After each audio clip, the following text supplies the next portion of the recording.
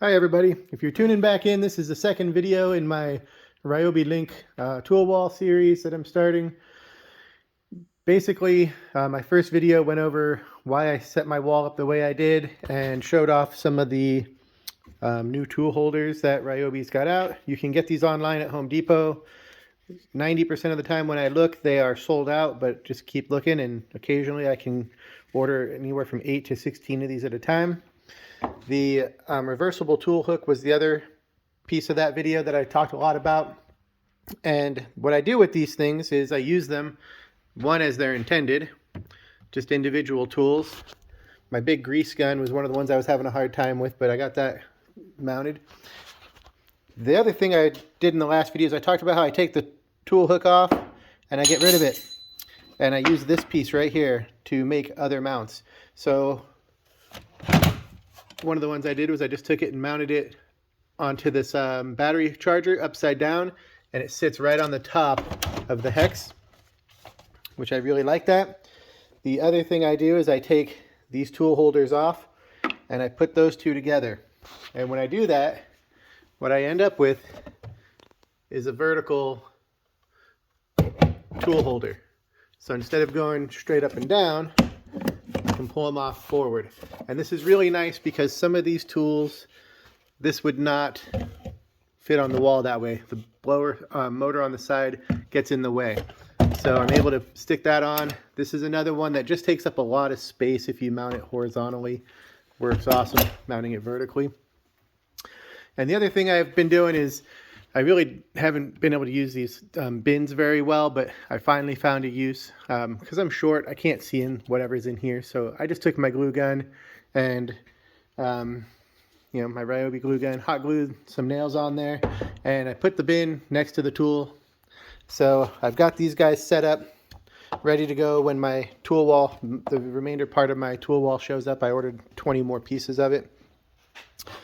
So some of these guys are ready to roll. My pin nailer is going to sit next to this one, so they'll be, these two tools will be sitting next to each other so that the bin for the items in it are close by. So I really like being able to mount those tools vertically. And one of the cool things about this is you can mount it in between like they are here, or you can flip it over and mount it to the top of this piece right here. So it does give you some other options. When I do this, you got to try to figure out, this nut, or this bolt that goes in here is kind of a tough one to sort. I haven't been able to figure out the size of that. This one is an M6 bolt, and I grabbed a couple at Home Depot. So it's a M6 1.0 is the what's going to fit into this screw hole. So I've gotten some that are very long and some that are shorter, and I grabbed a couple of these ones that have the recessed head because it fits better into that little groove right there. So it makes it much easier to mount the battery chargers. And once I figure out what size this is, I'll be able to put longer screws right through there. But until that happens, basically all I'm doing is pressing out this fitting in here, this threaded insert, and pressing in a 1/4 threaded insert that I have. I bought a bunch of them on Amazon for other projects, and I push into the 1/4, and I just put 1/4 bolts in there to mount them to other things like my French cleat tool holder there. But for this one, all you're doing is you're going to take the original screw that came, or the original bolt that came with this. You're going to take it out of that spot right there. I take and recess that hole with a countersink and thread it right into this. And this little guy's got a couple indents on it right here. And as you can see, the little bit of work, it'll fit, the hole will line up, everything will be great.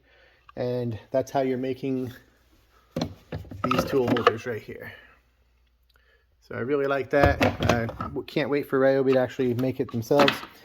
And then with this guy, because once you take this piece off of here, you can use this to create some other sorts of things, different shelves and stuff like that. But here's one of the items I did is I took my Rockler paint caddy and I just screwed a hole in it, dropped a quarter 20 nut through there into a bolt, or nut and bolt in there, and now this is ready to go. Once I get my tool wall, I can just stick it right on there. So in my last video, I talked about how I leave this space blank. It's otherwise it's just taking up a link tool rail, so I can't really fit any tools in there. So I'm just going to go with these guys. And then I also talked about how you can take these tool adapters and put them on the back of right there, 16 inches on center.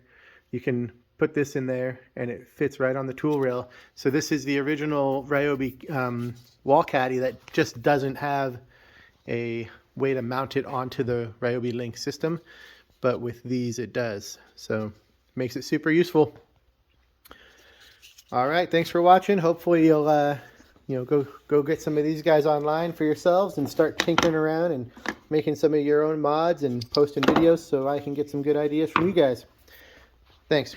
Bye.